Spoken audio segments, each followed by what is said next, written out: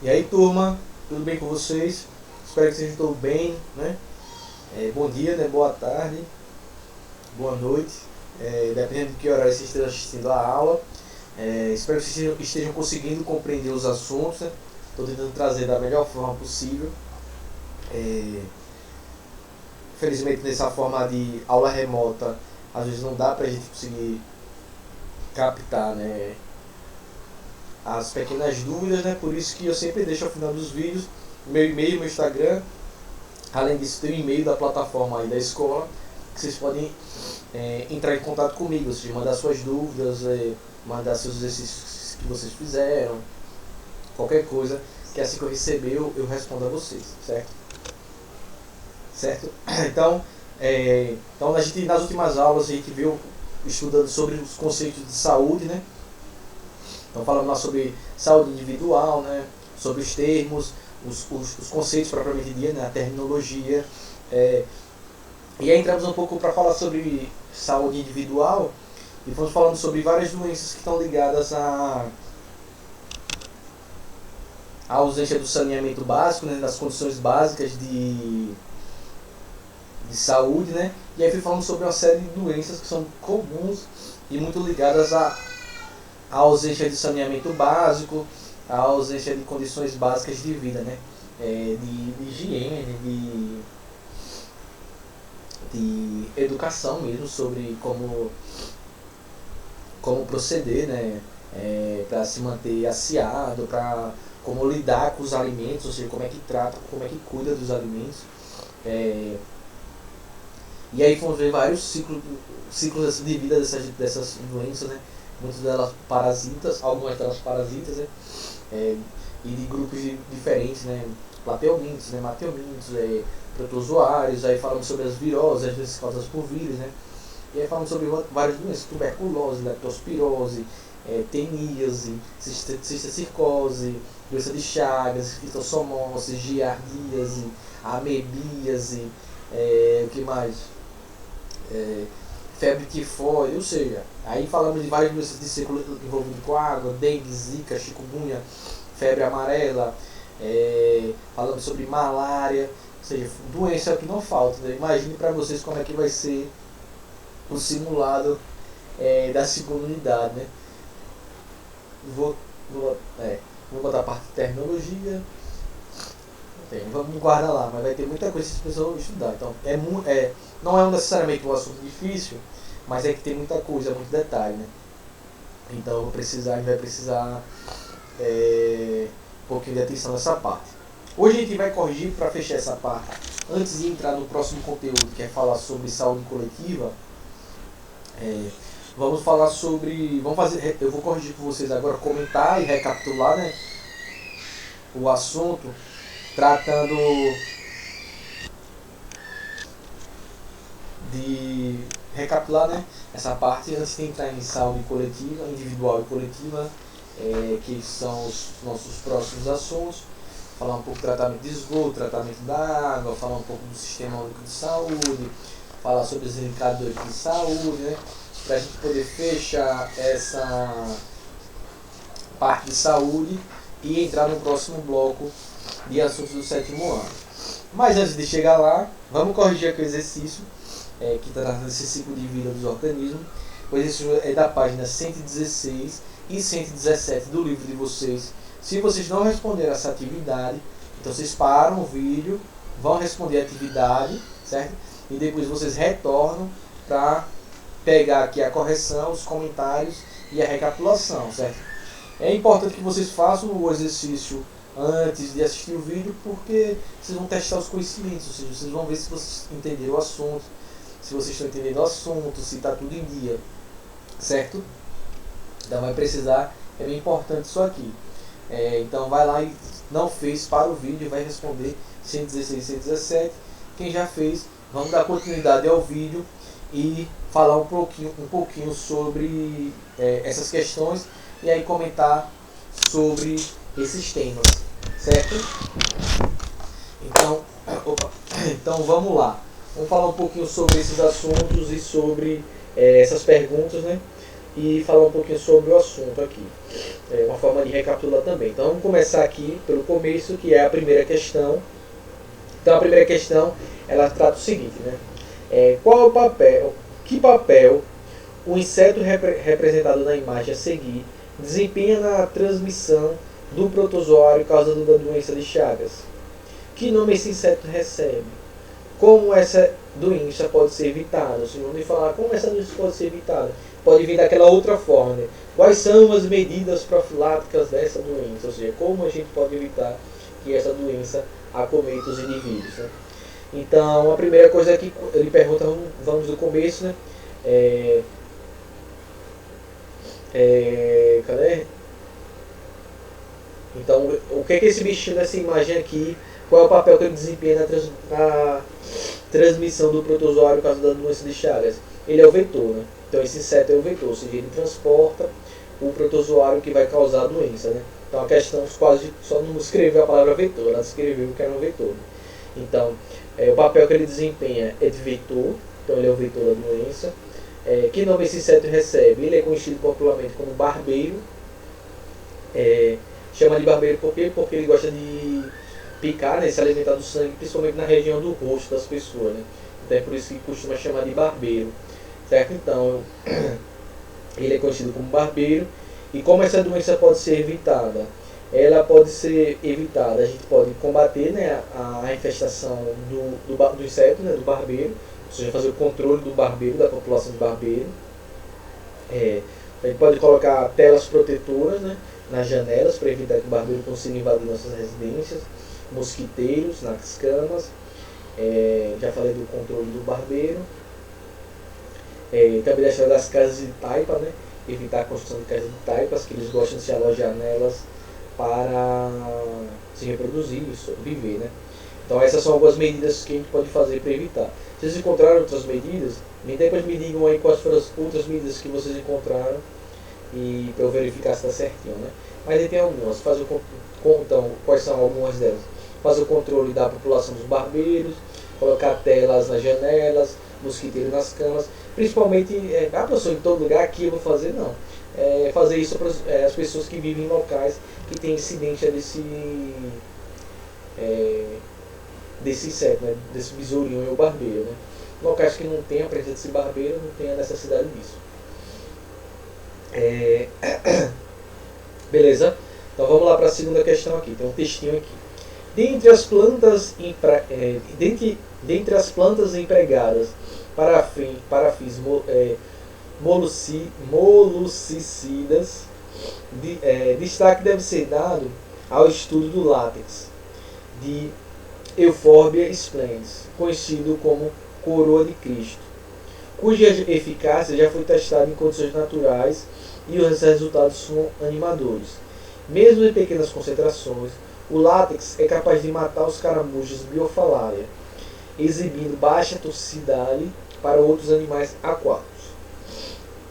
Quanto ao controle biológico, foram utilizados organismos competidores, parasitas ou patogênicos capazes de comprometer a sobrevivência ou a reprodução do molusco-alvo. Experimentos dessa natureza devem ser vistos com cautela, já que a introdução de espécies exóticas em condições naturais, sem a devida avaliação, pode gerar distúrbios ambientais.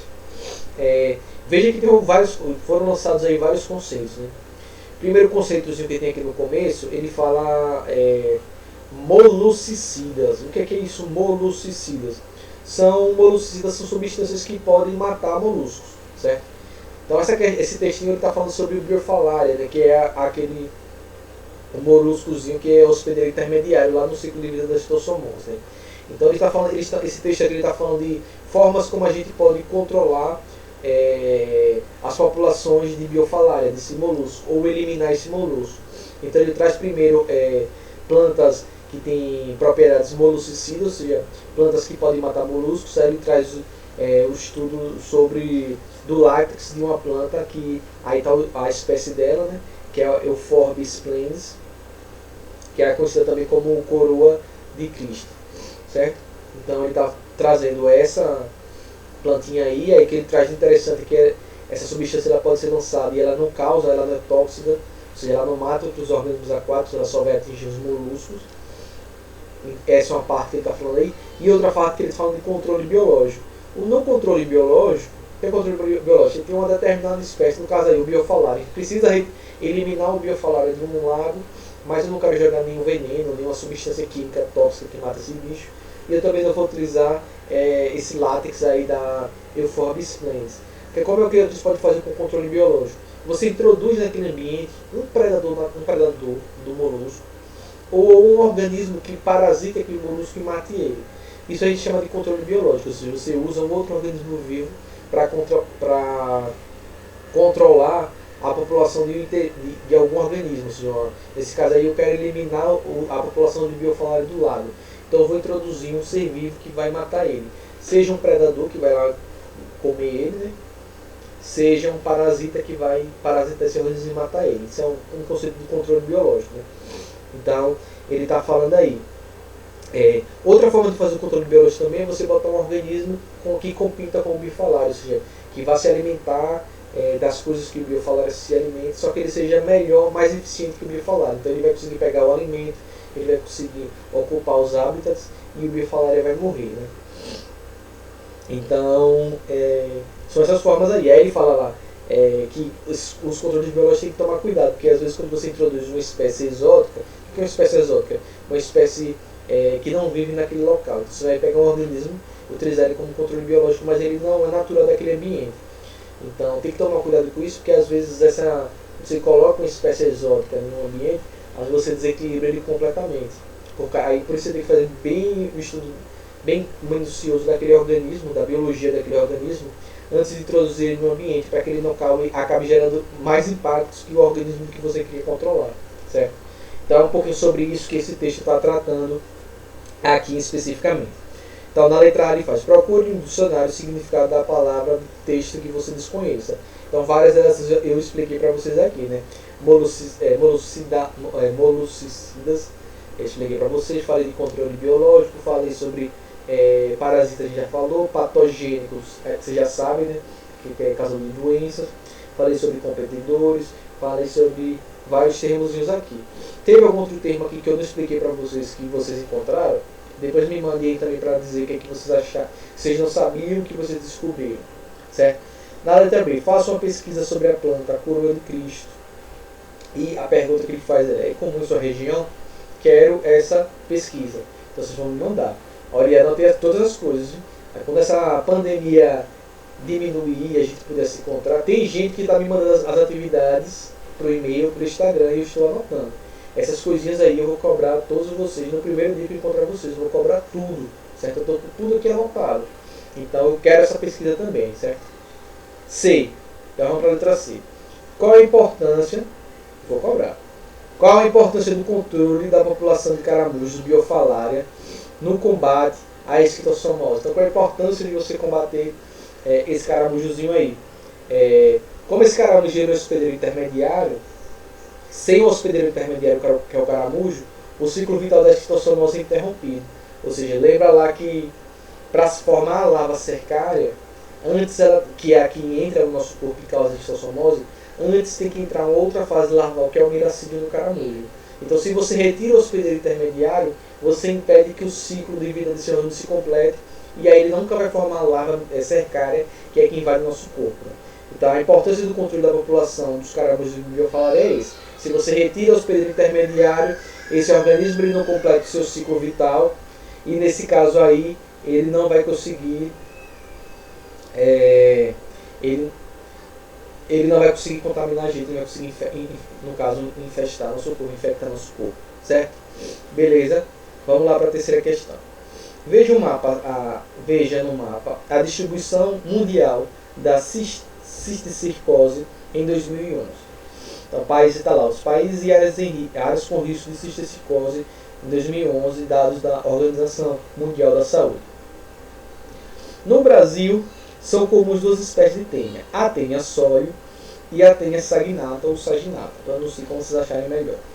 Considerando o cenário representado no mapa e as doenças que elas podem causar, qual delas é a mais perigosa para o ser humano? Justifique sua resposta. Ambas podem provocar teníase, certo? A gente viu lá que as duas espécies causam a teníase, a solitária, né? Mas apenas a tenissólio, primeiro, a tenissólio, ela é uma forma mais acentuada da teníase. Lembra lá que na escola que dela tem aqueles ganchos que perfuram o intestino, que podem causar lesões, né? Então ela causa uma teníase mais agressiva, mas somente a tenissólio é que pode causar cisticicose no ser humano, ou seja, aquela doença que pode ter consequências graves, né? Lembra que os cistos se formam no cérebro, no coração, e pode levar a pessoa a morrer. No caso da tenia saginata, se a pessoa ingerir os ovos da tenia saginata, ela não desenvolve a cisticose. A cisticose só acontece se a pessoa ingerir os ovos da tenia sólida, certo? Que é aquela que tem o porco como hospedeiro intermediário. Beleza? Então, é importante salientar isso aí. Mas lembra que as duas causam teníase, certo? Mas só os ovos, só a ingestão dos ovos da tenia sólio é que causa a cisticose. Então vale ressaltar isso. Mas aqui na quarta questão. O mercado farmacêutico oferece várias opções de medicamentos contra vermes. Por que o combate à verminose no Brasil tem tido, até hoje, pouco sucesso? Quais são as causas que levaram ao pouco sucesso no Brasil do combate das doenças chamadas de verminoses?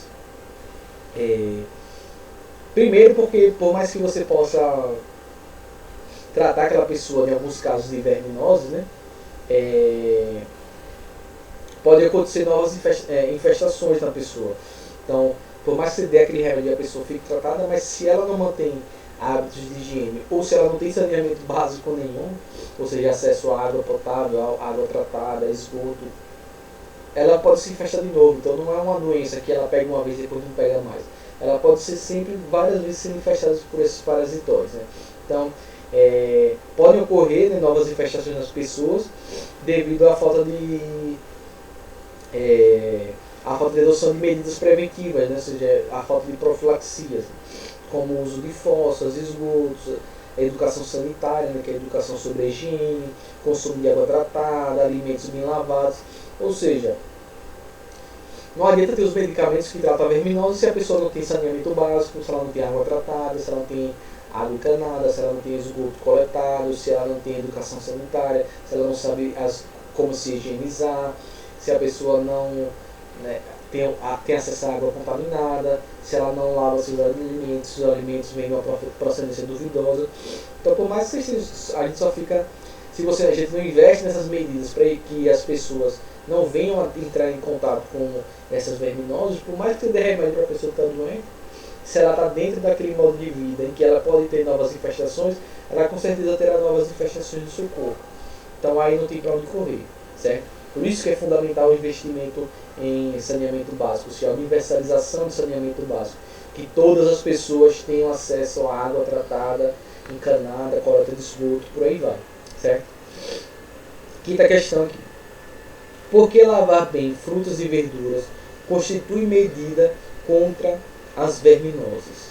Porque se você lava bem as frutas e as verduras, você remove os ovos dos vermes dos alimentos.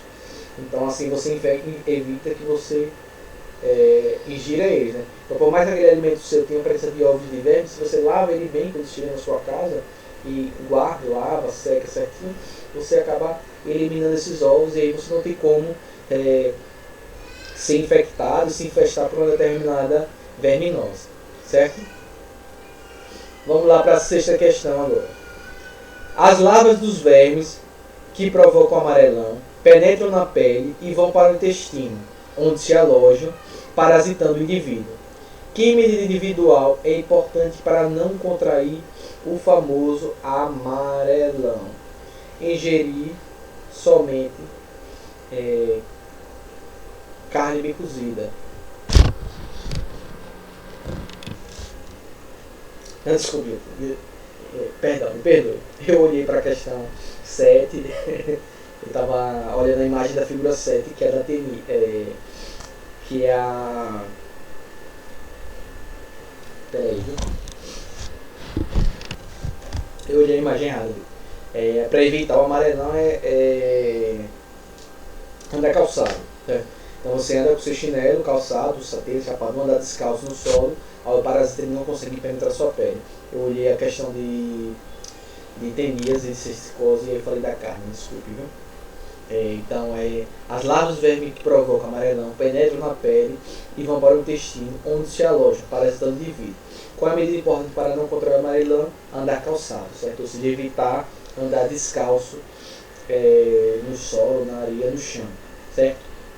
Eu olhei a figura da questão errada e aí falei da carne. Desculpe, viu? Então é andar calçado. Sexta questão, andar calçado ou não andar descalço. Se eles botarem qualquer uma dessas formas, está correto. Vamos lá para a sétima questão agora. A estossomose também é conhecida por barriga d'água, que é porque a pessoa vai ficando magra e fica aquela barrigona para frente. Ao lado está representado o ciclo dessa doença. Aqui, letra A. Descreve o que ocorre nas etapas de 1 a 6. Então, o que é que ela está crescendo em cada uma das etapas? 1. O que é que tem lá em 1?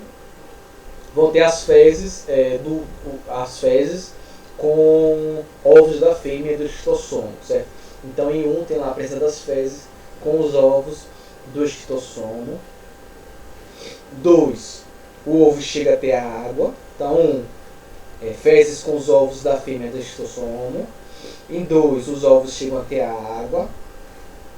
3, a gente tem a formação da larva, né? Então, 3, a larva miracílio, ela entra no caramujo, certo?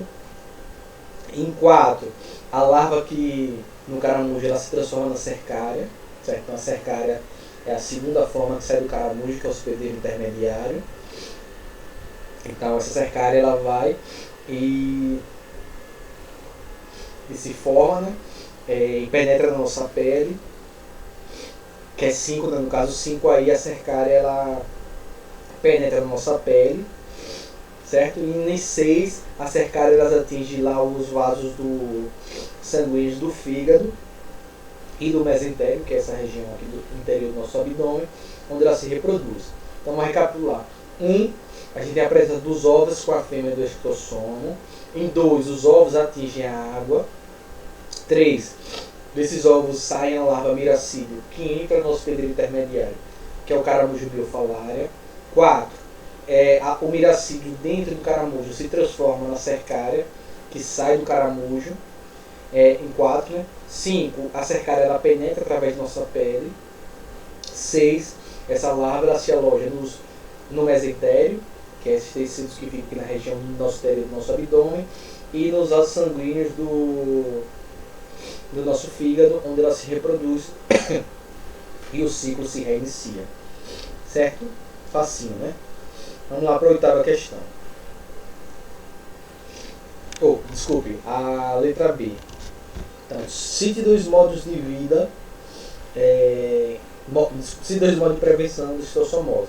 Então, a estossomose, que é causada pela Plepidatel intra, que é o Schistossoma mansoni. 2 formas de evitar, vou dizer algumas. Saneamento básico, certo? O controle da população do biofalário, do caramujo, é outra medida. Tratar as pessoas que estão doentes. Também evitar tomar banho em lagos, lagoas, ou seja, locais onde tem água parada. Lagos, lagoas, né? Rios não, que geralmente a correnteza acaba arrastando as larvas desses bichinhos. Mas evitar tomar banho em lagos, lagoas de áreas que você não conhece, né? De regiões que você não conhece. Então, aí são algumas medidas. Vamos lá para a 8ª questão. João foi ao médico e, após fazer alguns exames, foi diagnosticado com cisticose. Ele acredita que deve ter contraído a doença ao comer carne de porco mal cozido. O médico concordará com ele. Por quê? Não. Porque a cisticose ela é contraída por meio da ingestão de água e alimentos contaminados com os ovos da tênia.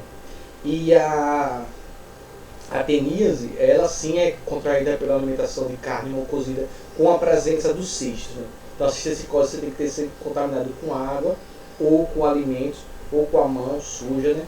E que tenha ovos da tênia sólida. Então não tem como, né? Nesse caso aí, cisticercose ele não pega comendo a carne mal cozida. Na nova questão, quando se trata dos cuidados com alimentos, além da higiene, ressalta-se a importância de observar o estado de conservação. Um dos procedimentos indicados é verificar nas embalagens dos produtos industrializados a data de validade. Por quê? Porque quando expira o prazo de validade, né, o alimento ele pode estar estragado e a ingestão desse alimento estragado é capaz de provocar intoxicações e até, em alguns casos, doenças fatais. Então não é nem um pouco indicado você se alimentar com o alimento que esteja com seu prazo de validade vencido. Certo? Vamos lá, 10ª questão. Medidas de saneamento básico estão diretamente associadas à qualidade de vida e promoção de saúde da população. Considere a seguinte situação. Após um período de chuvas intensas em uma região sem rede de esgoto adequada, um homem procura a emergência médica informando que um mês antes teve contato com águas de enchentes e está se sentindo mal, com febre, dores de cabeça e na musculatura do corpo. Tendo em vista as condições de água e esgoto no local, há a possibilidade de que o doente em questão esteja com leptospirose? Sim, né? Porque a transmissão dessa doença ocorre principalmente por meio de contato com água e lama de enchente contaminadas com a urina de ratos, né, que tenham a presença da bactéria, do vírus, da bactéria leptospira. Não é um vírus, não, é uma bactéria. Então ela vai estar presente na água, na lama de enchentes, que muitas vezes está contaminada pela urina de ratos que podem ter a presença da bactéria leptospira. Certo? Então é muito provável que isso seja no mínimo uma possibilidade, né? Fácil.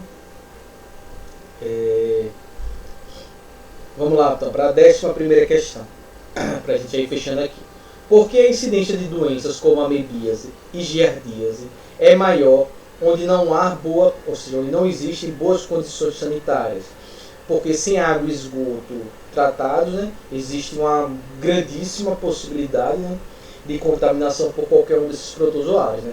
Então, se a pessoa não tem água tratada, se a pessoa não tem água encanada, se a pessoa não tem esgoto, coleta de esgoto, se o esgoto não é tratado, a chance dela entrar em contato com qualquer um desses protozoários, a parte do alimento contaminado. Imagina, a pessoa tem contato com o alimento contaminado, ela não tem água encanada na casa dela, ela não consegue lavar aquele alimento, ela não tem onde fazer suas necessidades fisiológicas. Ou seja, a possibilidade dela de entrar em contato com qualquer um desses protozoários é imensa. Né? Então, por óbvio, aí a gente já consegue compreender isso, né? Infelizmente. Vamos agora para a 12ª questão. A Amazonas confirma 3 casos de doença de Chagas no estado. A Fundação de Vigilância em Saúde do Amazonas, aí está se referindo ao estado, certo? A floresta é a Amazônia e a Amazonas é o estado. Confirmou nesta terça-feira a notificação de 3 casos da doença de Chagas aguda por transmissão oral, ou seja, a pessoa ingeriu, procedentes do município de Lábrea, a 702 km de Manaus.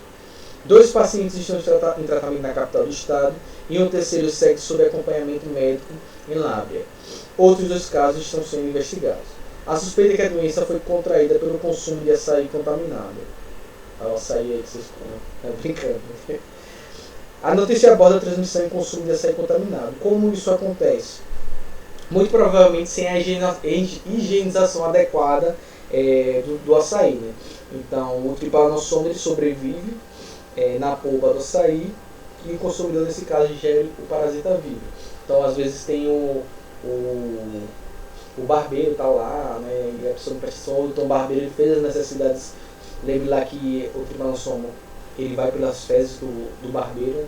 Às vezes o barbeiro fez o cocô na açaí, né? A pessoa não lavou direito, triturou, mas o Trypanosoma, que é microscópico, sobreviveu ao processo de trituração, a pessoa ingeriu e pegou a doença de Chagas.